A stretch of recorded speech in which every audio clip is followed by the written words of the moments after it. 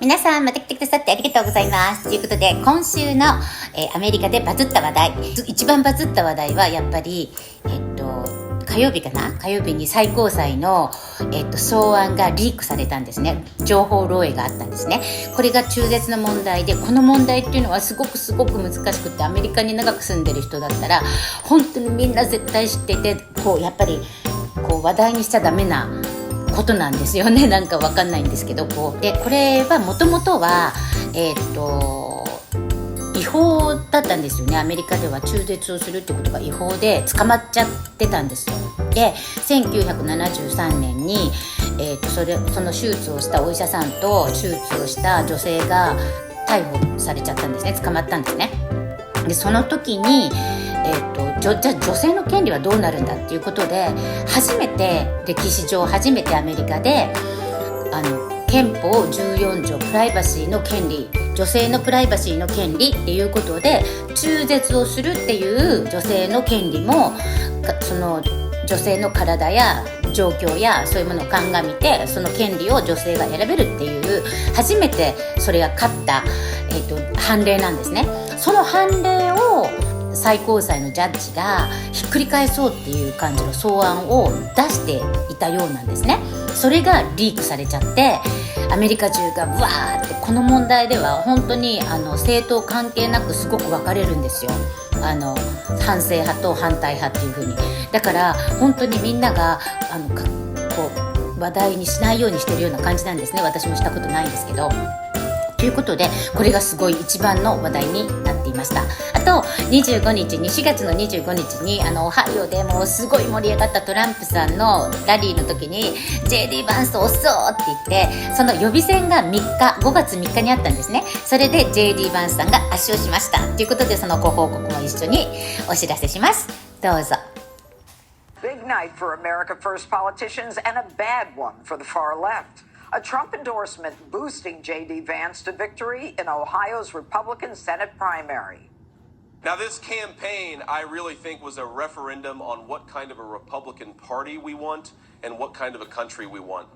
We went to battle. Do we want a Republican Party that stands for the donors who write checks to the Club for Growth, or do we want a Republican Party for the people right here in Ohio? Ladies and gentlemen, we just answered the question.The far left having no such luck as AOC-backed Nina Turner lost her House primary challenge, and Tim Ryan, the Dem who is set to face off with J.D. Vance in November, doesn't want anything to do with Joe Biden.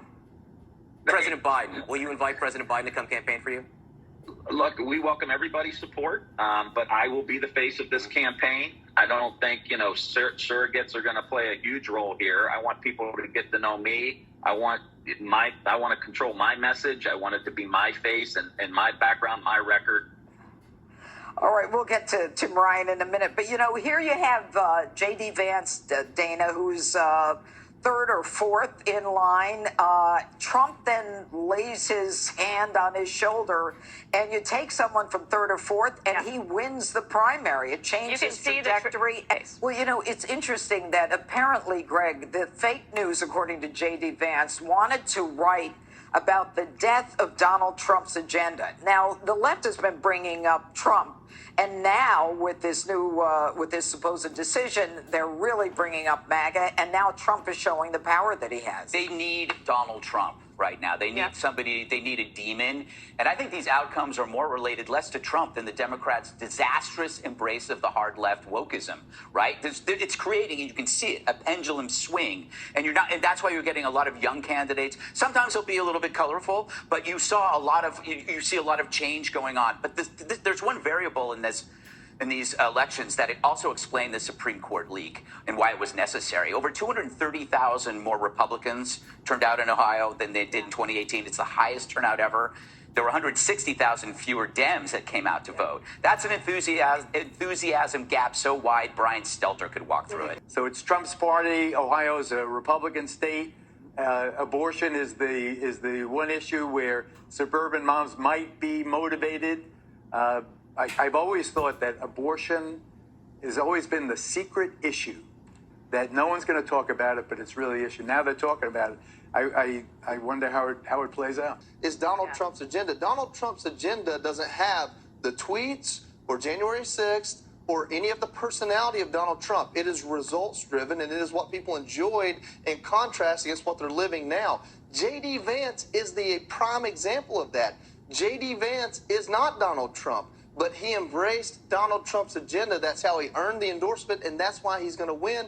Donald Trump's agenda, with or without Donald Trump, is the winning ticket. All right. Former senior counselor to President Trump, Kellyanne Conway, also former White House Chief of Staff Mark Meadows, former White House Chief of Staff, also Reince Priebus. We'll toss a coin who was the better Chief of Staff. We'll let Kellyanne make the final toss. Kellyanne, we'll start with you tonight because President Trump was right again.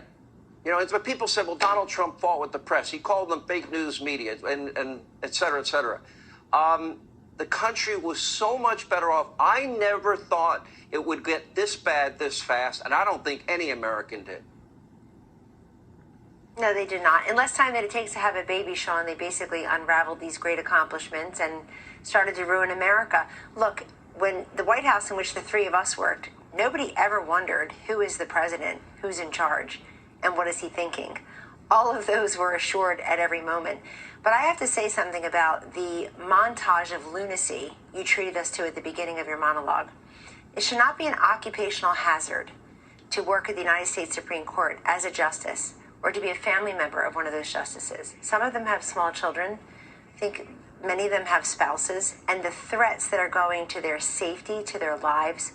Look, everybody knows Putin, Kim Jong-un, Iran, Xi Jinping, they were all at bay when Donald Trump was in there. Gas prices were lower, but our morale was higher too. You know, in the polls that actually include issue sets, but also ask just about the state of the nation. People are very unhopeful. I think the last time people really had hope was on Election Day 2016 when they felt there was going to be somebody different doing something differently. And now they're just unraveling. Spite is no way to run a country. Joe Biden thinks Donald Trump did it. I undo it. Spite is no way to run a country, folks, and that's what we've got. So the MAGA movement, according to Joe Biden, Mark Meadows, the MAGA movement is the single greatest danger and most radical group in America. Let's see, people that believe in energy independence, secure borders, constitutionalists on the bench, free and fair trade, peace through strength. That's so radical. That's so over the top. I've never heard such ideas that were that crazy. Well, listen, Sean, Kellyanne is exactly right. When we were in the White House, you didn't have to guess who was the president of the United States because President Donald J. Trump was calling the shots and actually using the MAGA movement, which is more than just the Republican Party. That's where Joe Biden got it wrong. We've got Democrats and unaffiliated voters that are part of the MAGA movement that says that they believe that America should be great. We should celebrate the greatness. And when Joe Biden actually leaves $85 billion worth of weapons to the Taliban, that should be condemned. And when they start to politicize the Supreme Court, as they've done with leaking this document and ultimately by calls to pack the court and expand the number of justices so that liberal progressives can get their way, it's just not what America is all about. But it is what politics is all about, and that's why we should be calling out many of the progressive left that have an attack on the Supreme Court. You know, Ryan, I brought up the 574 riots in the summer of 2020. We had dozens of dead Americans. We had thousands of cops injured. We had billions in property damage. The Democratic Party as a whole, their silence was deafening almost the entire time. It seems to me that when it comes to criticizing their radical base, and then I played comments of prominent Democrats and the ones that want to punch Donald Trump in the face, and conservative, if one day Sean Hannity lost his mind and said something that's... Well, that is so true. And here's where we're at. These are the tactics of liberals in America. The good news is that I think Americans are starting to reject these tactics. And what are the tactics? One is false labeling. They want to call everyone a white supremacist who has a MAGA hat on, who doesn't think that CRT should be taught in school. They call parents science deniers because they don't want their 2-year-olds and their 5-year-olds wearing masks. They call people who don't think that boys should compete against girls in sports transphobics. Then they move to deplatforming, and they say that if you post anything that we don't agree with, you're off of Twitter, you're off of Facebook, you're off of Instagram. Now Elon Musk says, basically, go jump in a lake. I'm going to take care of Twitter. Then what do? Then they resort to violence. And it's BLM, and it's Antifa. And the reason why, to answer your question, is that these are the tactics embraced by liberals. But I do think Americans are starting to have enough of this stuff, and that's why they're going to get killed in November. Kellyanne, when I played Chuck Schumer threatening Gorsuch and Kavanaugh, was that a threat? Because I think it was.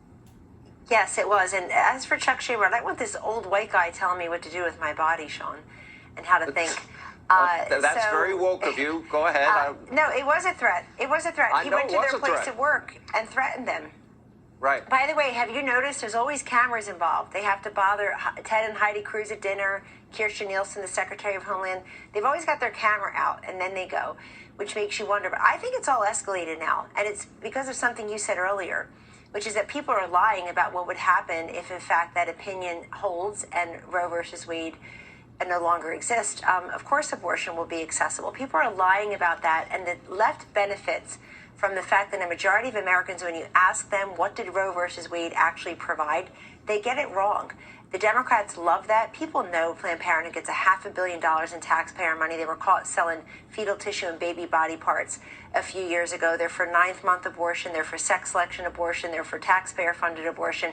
I would ask every liberal out there, every pro-choicer, just can you think of one abortion you think is a bad idea? Just one. Tell us. Describe it to us. We have many never states have that an answer allow. for that.